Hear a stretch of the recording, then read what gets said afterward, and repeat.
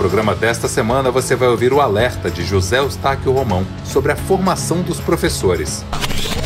Vai relembrar a importância de defender o Fundeb. E vai ouvir um especialista sobre qualidade na educação. Acompanhe. No congresso da APUESP, realizado em Serra Negra, um dos palestrantes foi o educador José Eustáquio Romão, que é secretário do Conselho Mundial dos Institutos Paulo Freire e diretor de cursos de mestrado e doutorado. Ele demonstrou sua preocupação com o ensino superior no Brasil.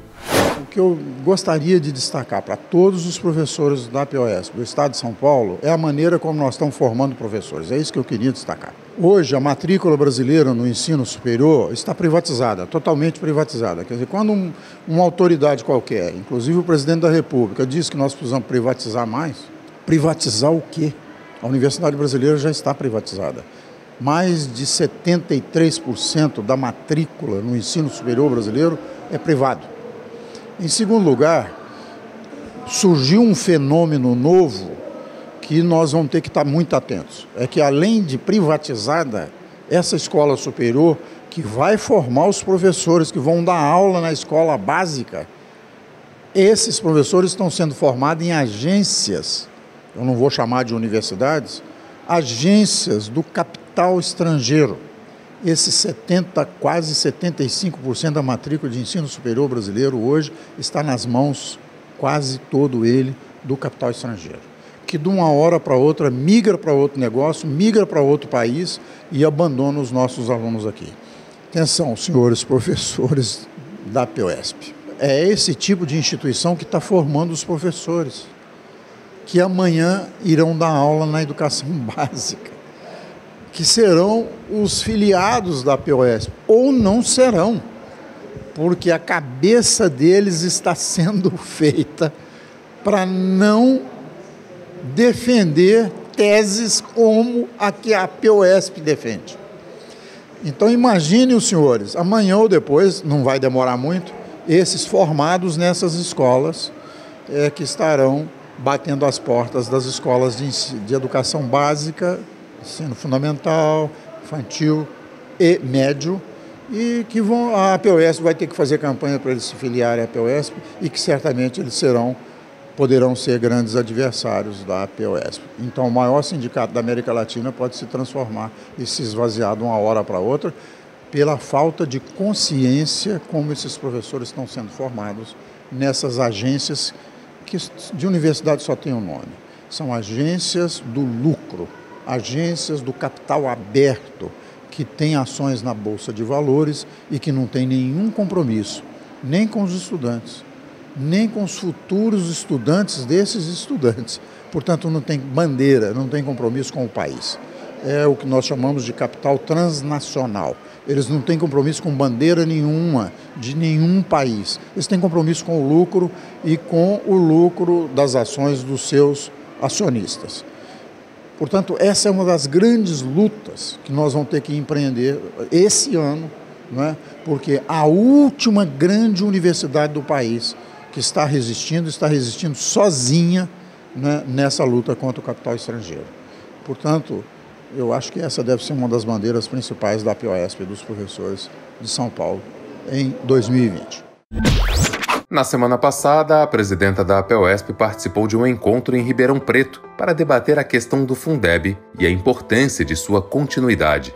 Vale a pena relembrar que em outubro do ano passado foi lançado o Fórum em Defesa do Fundeb Permanente na Assembleia Legislativa de São Paulo, por iniciativa da professora Bebel. Nós estamos aqui todos num auditório e é consenso aqui que a manutenção do Fundeb é fundamental. Quer dizer, mais do que mantê-lo, constitucionalizá-lo, torná-lo permanente. Nos preocupa, evidentemente, a aproximação do fim do prazo de vigência do Fundeb e, portanto, quando recebemos esse convite para participar do lançamento do fórum, né, nós achamos importante comparecer e porque o Ministério Público tem a função também de garantia do direito social à educação e nós sabemos que sem um financiamento adequado, sem uma redistribuição de recursos também que possa equalizar a questão das desigualdades sociais e regionais, nós não vamos conseguir avançar nessa pauta. O ponto principal na defesa do Fundeb é a defesa das garantias constitucionais da educação. Ela está num artigo da Constituição brasileira, que é o artigo 212, que determina que o governo federal tem que aplicar 18% no mínimo e os estados e municípios no mínimo 25% para a educação. Isso é fundamental. Um lançamento, né? E num lançamento nós temos que deixar claro quais são as entidades que estão do nosso lado.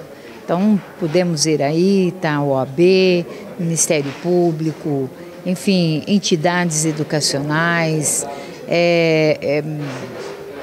toda a sociedade civil, em grande maioria, até a Associação Paulista dos Prefeitos aqui presentes também, vereadores, câmaras, secretarias municipais de educação. Quando você faz um evento desse, é com esse objetivo. Quem está aqui tem que sentir que nós não estamos sozinhos, nós temos uma luta conjunta a ser feita. Na primeira parte da nossa entrevista com o professor e especialista em gestão educacional Renato Casagrande, nós abordamos a diferença entre educação integral e educação integrada.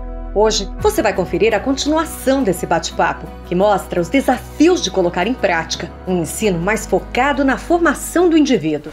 A gente fala hoje do protagonismo estudantil, a gente fala da educação customizada ou individualizada e, portanto, foi essa época que o professor dava aula da forma massificada como a educação do século XX se perdurou aí.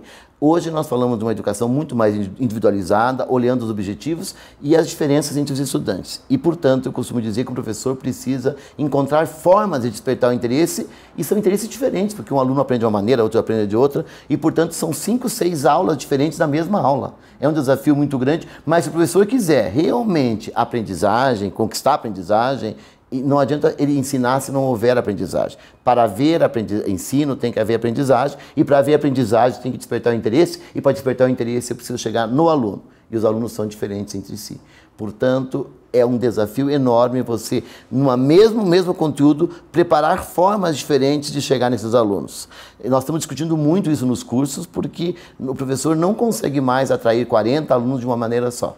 E, portanto, ele precisa encontrar formas, e uma dica que eu dou é ele buscar, a partir de ferramentas que estão na internet, nós temos aí hoje processos de coaching, muitas coisas disponíveis, gratuitas, que ele possa aplicar com os alunos, discutir o perfil, fazer autoavaliação e, a partir do perfil do aluno, ver se ele é mais leitor, mais ouvinte, como que ele aprende, e, a partir daí, ajudá-los a estudar, considerando a sua aptidão e o seu perfil.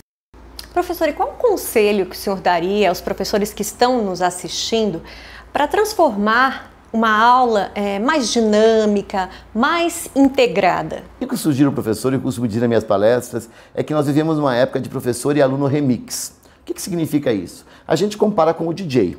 Quando um jovem vai numa balada hoje, a primeira coisa que ele faz é ver o nome do DJ. É DJ residente, DJ convidado.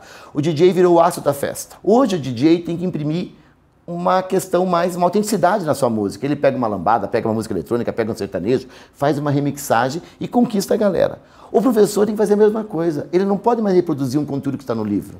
Ele tem que pegar aquele conteúdo, tem que pegar a história do Brumadinho, tem que pegar a história das enchentes que estão acontecendo agora, tem que pegar o carnaval que está aí, junta tudo isso e dá a sua aula. E conquista a galera. Tem uma professora uma vez que pegou as músicas da Maria Bethânia e juntou com o conteúdo dos rios que ela estava ministrando e mais com o material que estava acontecendo, um problema de poluição do rio lá perto da escola, juntou tudo aquilo e os alunos encheram a caixa postal da Maria Bethânia e ela foi na escola e deu um show. A professora mobilizou os alunos que nem conheciam Maria Bethânia. Então, esse é o professor DJ, esse é o professor remix, é aquele que pega o conteúdo estático e transforma a partir da realidade do aluno. Isso já é uma forma que ainda, de certa maneira, sem custos, e o professor consegue conquistar um pouco mais o despertar o interesse do aluno e ele se realiza também. Porque não é só a questão do resultado, é o professor sentir-se bem, sentir que realmente ele está fazendo a diferença e com certeza ele fará. Vamos todos à Alesp no dia da votação da PEC 18 da Reforma da Previdência. Terça-feira, 3 de março, 14 horas. Procure os deputados da sua região e mobilize sua escola. Vamos impedir o desmonte de nossa Previdência.